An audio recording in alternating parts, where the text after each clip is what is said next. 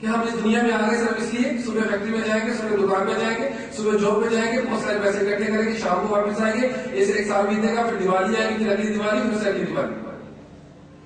फिर एक दिन हमारी जिंदगी का दिवाली, फिर हम चल पड़ते हैं उस तरफ कि अब शायद हो सकता है कि कोई रास्ता मिल जाए, तब कुछ हो जाए ठीक जिंदगी में, तब कुछ ठीक नहीं हो सकता। तो डॉक्टर बोलते हैं कि अब क्या ठीक होंगे आप, छोड़िए तो जिंदगी कितनी बची आपकी, कोई बात नहीं करते।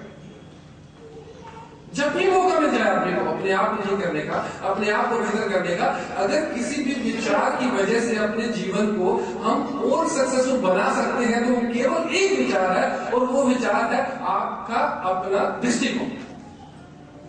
और दृष्टिकोण को बदलने के लिए कोई तो चाहिए कि जो प्रेरणा दे, कोई तो चाहिए कि जो हमारे लिए रास्ता बना दे, कोई तो बता दे कि एक तरीका तो है, ये वाला सिस्टम तो है, एक फार्मूला तो है। Each and everything you know, each and everything I know, पर फिर भी हमें चाहिए होता है, हमें मालूम होता है कि बुखार हो जाए तो क्रोसिन लेनी है, ये हो जाए तो वो लेनी है, लेकिन फिर भी बिना प्रिस्क्रिप्शन के दवाई लेना खतरनाक ही होता है। किसी भी डॉक्टर से बात कर लीजिए, किसी भी अच्छे व्यक्ति से बात करेंगे, हम भी खुद अपने बच्चों को भी एडवाइस नहीं करेंगे कि बिना प्रिस्क्रिप्शन की कभी नहीं लेनी। तो एक बार अगर हमें कोई भी रास्ता ऐसा मिलता है तो उस रास्ते को अगर चुन लेते हैं कि ये रास्ता है, इस तरीके से मैं अपने आप को डेवलप कर सकता हूँ। कुछ एक ऐसे प्रिंसिपल्स हैं, आप लोगों ने इस ट्रेनिंग को किया, ट्रेनिंग के दौरान जब आप गुजरे तो बहुत सी बातें हुई हमारी, कुछ एक आर्ट्स पे करते थे, बहुत सारी ऐसी चीजें हुई कि जिन पे हमने चर्चा की, बात की, और वो आप कितने भी बरस बीत जाएंगे, ये बात मैं आपको कह देता हूँ, कितने भी बरस बीत जाएंगे आप इस ट्रेनिंग के दिनों को कभी भूल ना पाएंगे। आप भूल नहीं पाएंगे, आप इतनी कोशिश कर लीजिएगा, आपको कहीं ना कहीं जाने अनजाने फिर ये ट्रेनिंग का दिन, कोई लम्हा आपको याद आएगा। आप भले ही मुझे मीट में आते हो, लेकिन फिर भी कभी आपको मिल जाएगा, आपका वो व्यक्ति जिस व्यक्ति ने इस ट्रेनिंग को किया उसके साथ बैठेंगे तो आपका दिल जिस तरीके से फूल को हमारे करीब आने के बाद उसकी खुशबू को हम उसका एहसास ले पाते हैं, उसकी खुशबू को हम महसूस कर पाते हैं, ऐसी व्यक्ति को जब आपके पास आएगा तो उसकी जो वाइब्रेशन जो होगी, पॉजिटिविटी जो होगी, उसको महसूस कर पाएंगे। आप खुद अपने आप को कहेंगे कि यार लगता है कि मुझे चार्ज होना चाहिए, चार्ज मुझे रहना चाहिए,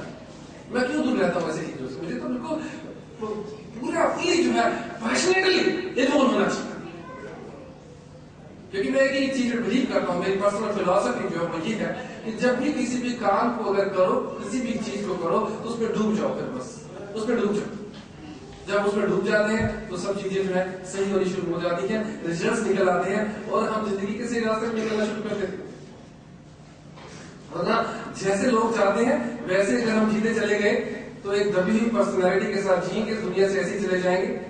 सिर्फ कुछ साल तक, 2-4 साल तक घर में तस्वीर लगेगी, उसके बाद फिर जो नई जनरेशन आएगी, अच्छी सीनरी आई है, इस फोटो को यहाँ से हटाओ और यहाँ पे सीनरी लगाएंगे। ऐसी इमेज छोड़ के जानी है वो अपने ऊपर है, या कोई दूसरी इमेज छोड़ के जानी है कि जो उनके दिल के अंदर रह जाए तो वो अपने ऊपर डिपेंड करता है।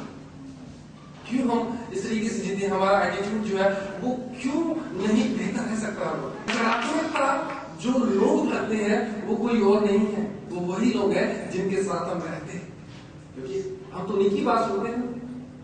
जाने अनजाने में उनको भी नहीं पता होता। एक पेरेंट बच्चे को बोल देता कि बेटा तेरे से काम नहीं होगा तो छोड़, तो कोई काम मत किया, हर काम को बिगाड़ के आता है। ये भी तो एक नकारात्मक बात ही है, ये भी तो बात कहने का तरीका तो गलत है, तो उस बात किसी और तरीके